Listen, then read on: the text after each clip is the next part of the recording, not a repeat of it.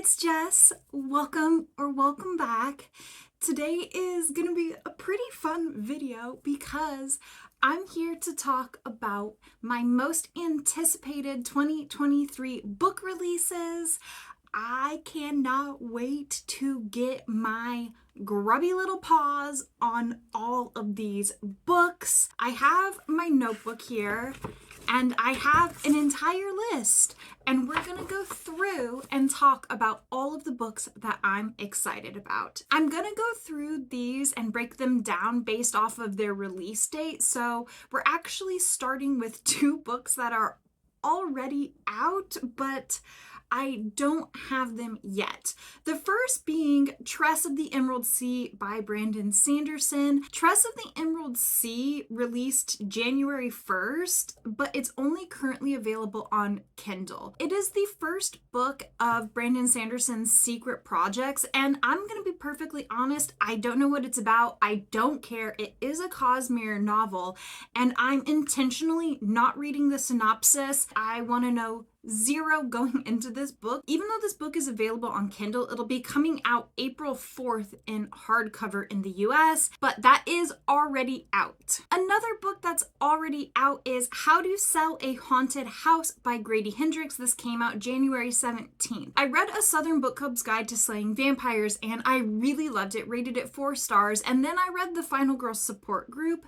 and I was so in the middle on the Final Girl support group. I did a whole vlog reading books about Final Girls, and I will link that if you want to know more in-depth thoughts and feelings about that book. I currently have My Best Friend's Exorcism by Grady Hendrix. I will be reading that in February, and based off of how I feel about that book, I might then pick up How to Sell a Haunted House.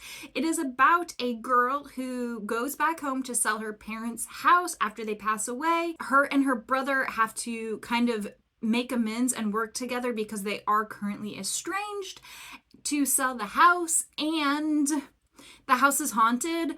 Oh yeah, and there's like creepy dolls and puppets in it. Yes, sign me up. I love a haunted house story, and I do really love Grady Hendrix's writing style. I just want to read another novel before I commit to buying this book. Coming out January 31st is Vampire Weekend by Mike Chen. Now, if you know me, you know I love vampire novels. I have high hopes for this one because I think that it is going to have a bit of a satirical and humorous side to the book based off of the synopsis. This book is about a vampire woman who loves punk music, but she doesn't really get along with her family. She's also trying to join a punk band while keeping her secret under wraps. And then one day, a long-lost teenage relative shows up at her house and she kind of has to take him in. I think this book has a lot of potential with the family dynamics, with the vampire trope, and playing with immortality, the music going on. I think that there's a lot that this novel can offer, and I'm definitely going to be reading it. Moving on to February 7th, Don't Fear the Reaper comes out by Stephen Graham Jones. This is my single most anticipated book of the entire year. I might pee my pants out of excitement when this book finally gets into my hands. This is the sequel to My Heart is a Chainsaw, which is one of my all-time favorite books ever. Stephen Graham Jones, one of my all-time favorite authors ever. This is an adult horror novel. Basically, after the events of My Heart is a Chainsaw, Jade, the main character, was wrongfully accused and went to prison, and then 4 years into her prison sentence, her conviction was overturned and she is released and she returns home. But on the same weekend, a convicted serial killer escapes while he's in the middle of being transported to another facility. This serial killer is out for revenge for 38 Native American men who were hanged in 1862. And so now Jade is like, do I really have to stop a serial killer? And oh, by the way, this whole thing takes place on Friday the 13th. So It's going to be a really good time. I cannot wait. I'm so excited for this one. On the 14th, a lot of people are excited for this. It is The Last Tale of the Flower Bride by Roshani Chokshi. Now, I've never read anything by this author, but I'm very intrigued by this book because it's supposed to combine gothic elements with a fairy tale-like atmosphere. And if you know me, I am a gothic bitch. I love gothic tales. The premise sounds very, very interesting. Basically, you follow a very rich heiress who marries a scholar of myths, and she has a dark secret in her past, and she swears that she's going to protect him, that it will not affect him. However, a sick family member forces the two of them to go back to her family home, which is called the House of Dreams, which is just honestly such a cool name for a house. Like, ugh. Obviously, once they get there, secrets are gonna come out. It has all the makings of a 5-star read for me. On February 28th, we have The Adventures of Amina al-Sarafi by Shannon Chakraborty, the author of the Daevabad trilogy, which I have read 2 books of and loved. I'm not sure if this is going to be a standalone or the start of a new series, but it is adult fantasy, and it is following a retired pirate who is now a mother, and one of her old crewmates' mothers tracks her down to find the crewmate's daughter who has been kidnapped. Obviously, there is more to the story about this kidnapping, and there's going to be all sorts of adventures. Shannon Chakraborty, like, the woman can write, so I'm very excited. Also coming out on February 28th is The Crane Husband by Kelly Barnhill. Now, Kelly Barnhill is the author of The Girl Who Drank the Moon and When Women Were Dragons, amongst other titles, but I think those are the ones that she's most known for. I read and loved The Girl Who Drank the Moon. I own When Women Were Dragons, but I haven't read it yet. Kelly Barnhill's writing is so beautiful, and this is supposed to be a retelling of The Crane Wife, which means nothing to me because I don't know what the Crane Wife's story is, but this follows a 15-year-old girl who basically is the head of her household. She's in charge of running the day-to-day in her household because her mother is an artist. She weaves tapestries, and that's basically all she cares about. Over the years, her mother has had a string of boyfriends come and go, but none of them have stayed until one day she brings home a 6-foot-tall crane, and she becomes obsessed with weaving the tapestries that the crane forces her to weave. It just sounds so intriguing, and I really loved this quote that the synopsis has. It says, "Mothers fly away like migrating birds. This is why farmers have daughters." And I don't know, I'm hooked by that, so I need to get my butt in gear and read When Women Were Dragons so that I have an excuse to buy this book. Moving into March, on March 7th, we have Clytemnestra by Costanza Casati. I hope I'm saying the name of this book right. It is an ancient Greek retelling of an evil queen. It's supposed to be for fans of Circe and Madeline Miller. I know like a decent amount of Greek mythology, but I've never heard of Clytemnestra. But I do know that she has been villainized over the years in stories, and what really, really stuck with me was the quote in the synopsis that said, "You were born to a king, but you marry a tyrant." And I was like, sign me up for that. But this follows a woman who is married to an evil, potentially man, who I'm assuming in the original tale is the hero of the story, and he sacrifices her child so that he can win a war. He goes to war, and then he comes back victorious. This story is about what happens when he returns victorious, whether she will accept what happened and move on, or will she get vengeance.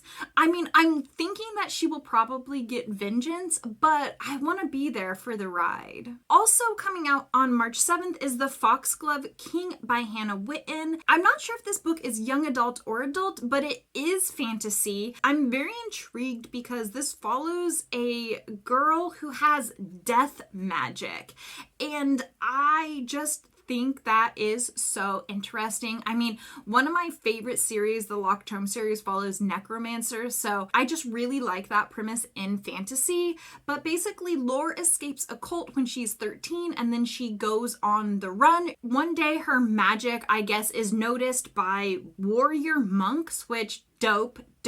Warrior monks, absolutely. And she's taken to the Sainted King's Court.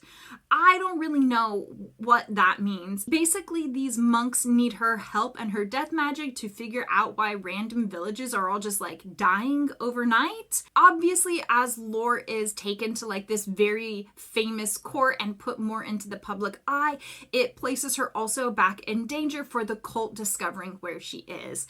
Just honestly, sounds like a real good time. I mean, a bad time for Lore, but a good time for the reader. And I can't wait. On April 11th, we have Untethered Sky by Fonda Lee, the author of the Greenbone Saga. I'm very interested in this book. It follows Esther, who lost her mother and baby brother to a manticore attack.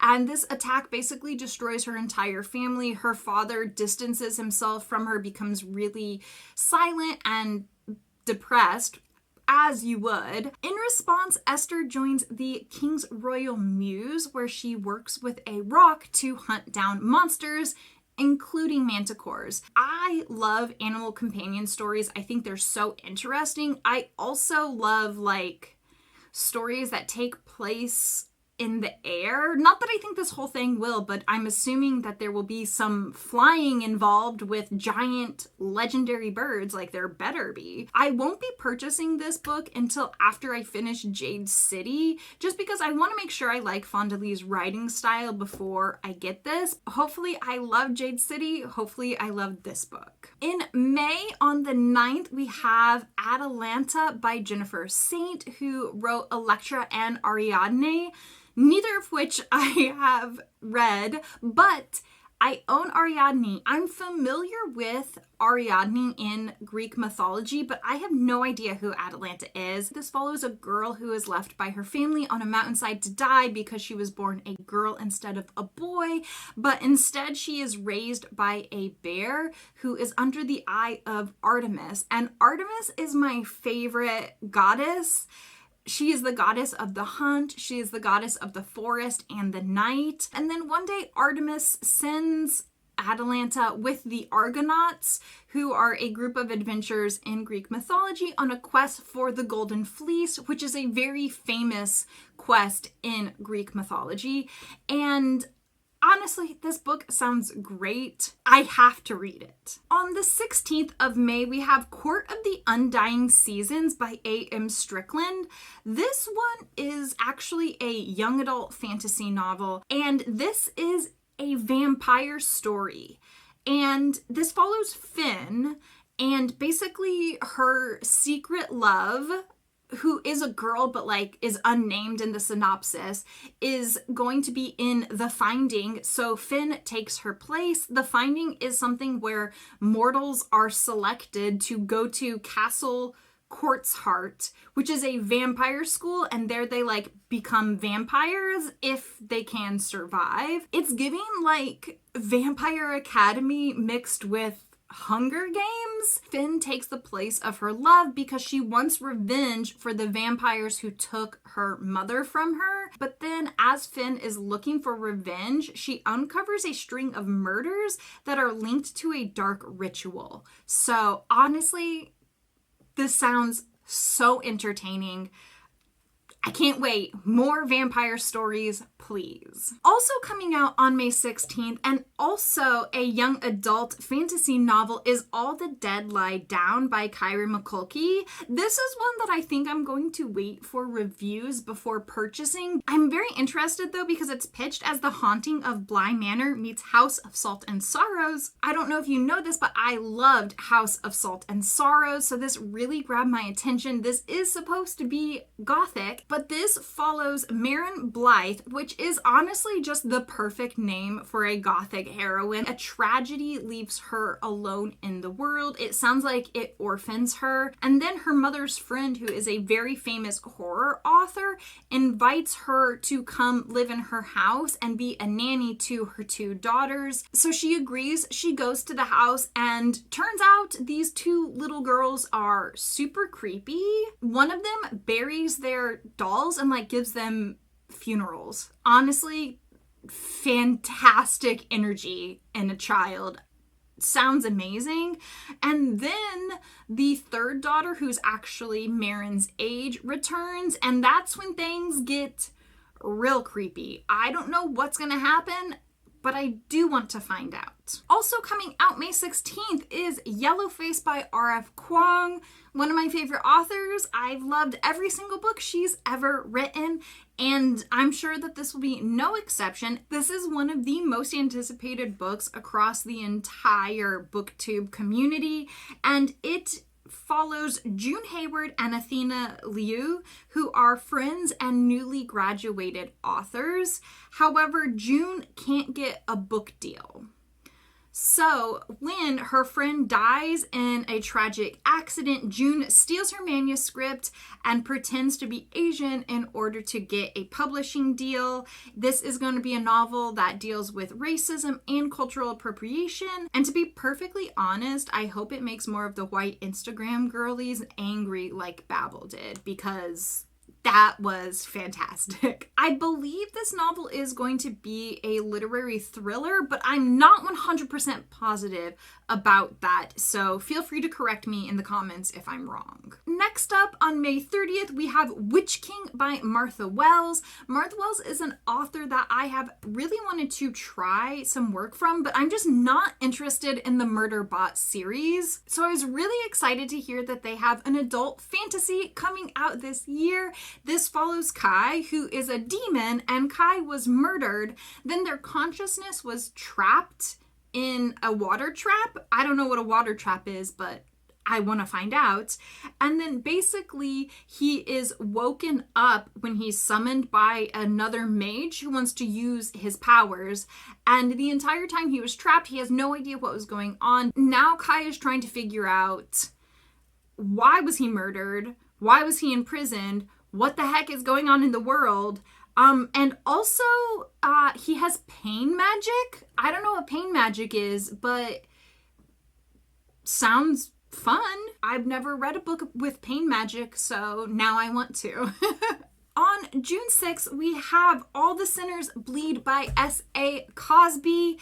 I read Razorblade Tears last year, and it was one of my favorite books of the year. I loved it so much. So I'm really, really excited to see what S.A. Cosby puts out next. This is another adult thriller, and it follows Titus Crown, who is returning to his hometown after working in the FBI. When he gets back to his hometown, he discovers that the police suck and there's a lot of corruption going on in the department, so he decides to run for sheriff and becomes the first black sheriff of his town. A year after he becomes sheriff, a young black man is shot by one of his deputies, and Titus swears that he is going to find the truth, but he does not expect the truth to lead him to a serial killer.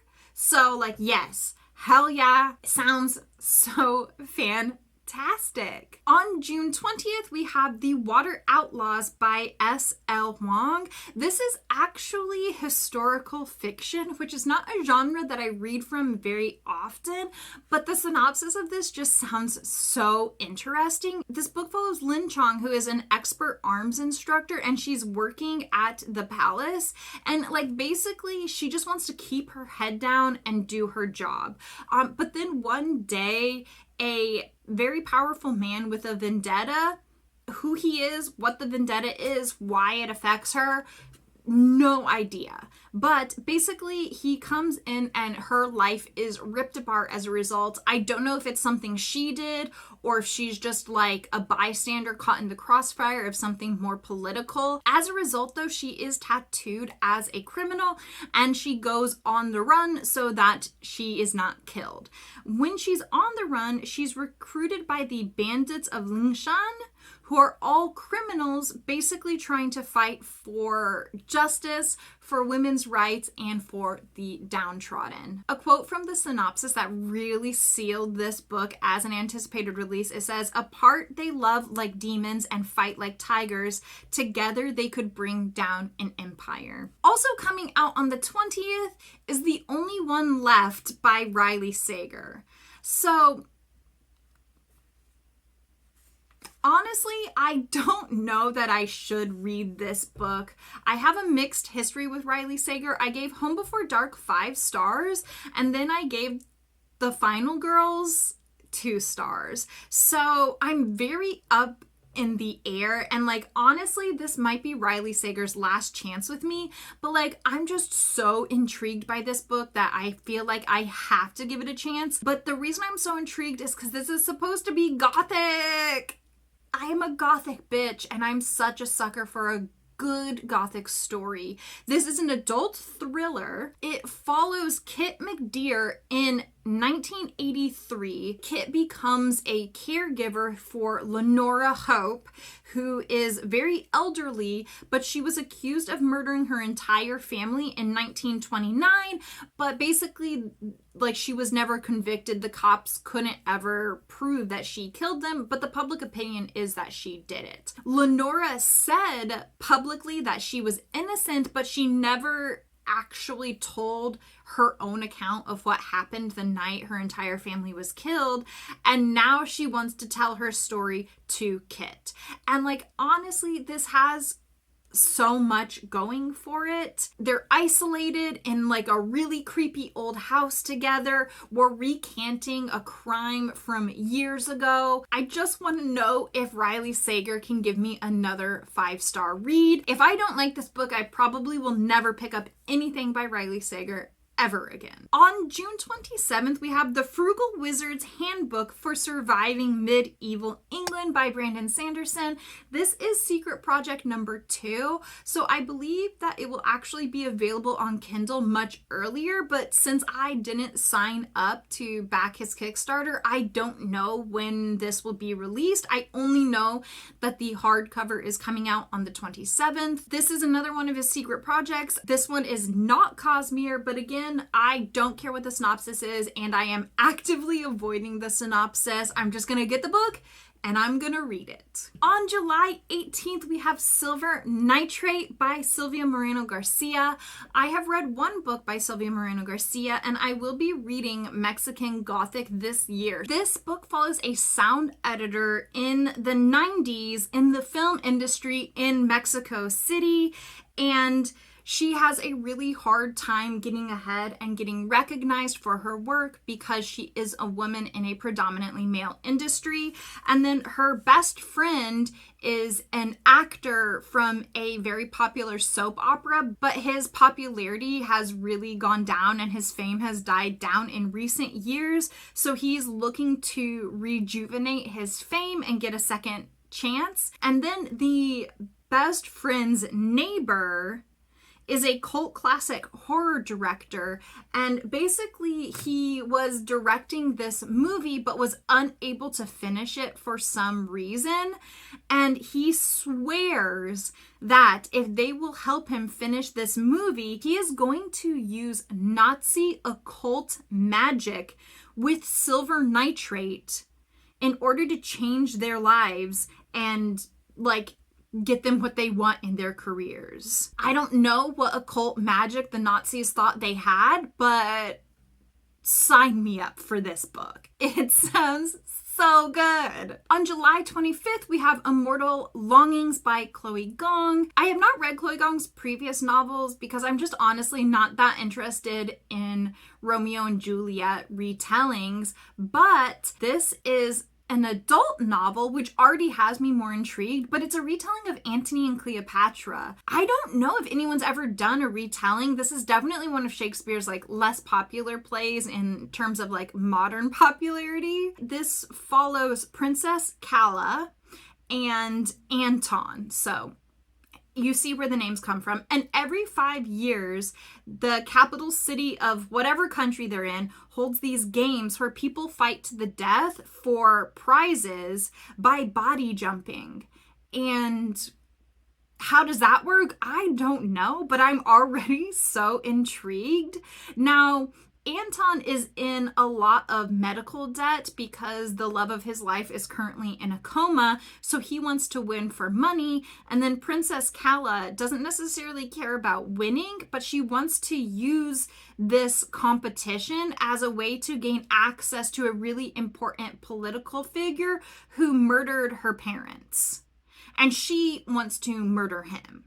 So honestly, a lot going on here. Sounds very interesting. Also coming out on the 25th is House of Roots and Ruin by Aaron A. Craig. This is a companion to House of Salt and Sorrow. Loved House of Salt and Sorrow. 100% will be getting this book. House of Salt and Sorrow is kind of a retelling of the 12 Princesses, but like hella creepy, hella atmospheric, very gothic. I loved it. So this one follows a different sister, and her name is Verity, and she has stayed at the house with Camille, another one of the sisters, and all the other sisters have since left after House of Salt and Sorrows. Verity is an artist, and she has been hired to leave the island, go to the mainland, and paint a portrait of a duchess's son. But then her sister Camille tells her that actually she can't leave because Verity has been seeing ghosts and she's haunted. Obviously Verity goes anyways, but I'm just so excited to get back in this world.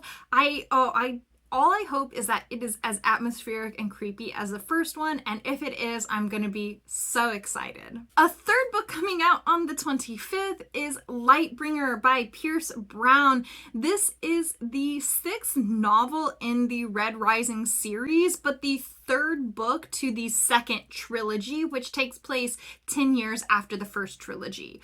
I bought books 1 and 2 in the second trilogy the day they came out, and I haven't read either of them. Honestly, I don't know. I don't know if I'm gonna have the time for it. We'll just see how it goes. Moving on to August. On the 8th of August, we have Masters of Death by Olivia Blake. This book originally could be bought as a self-published novel, but you since can no longer get it, and so now I have to wait until August 8th. It follows Viola, who is a vampire, but she's also a real estate agent, and she's trying to sell a house, but the house is haunted and the ghost refuses to leave until they're able to solve his murder. So like, honestly, hell yes. That's all I know. That's all I need to know. I don't care, I'm gonna read this book. Also on the 8th, we have Mr. Magic by Kirsten White. This is another adult horror novel. Now here's the thing. Hyde was bad. Hyde came out last year and I read it and it was bad. It was 2 stars. Like actually objectively, it was a bad book.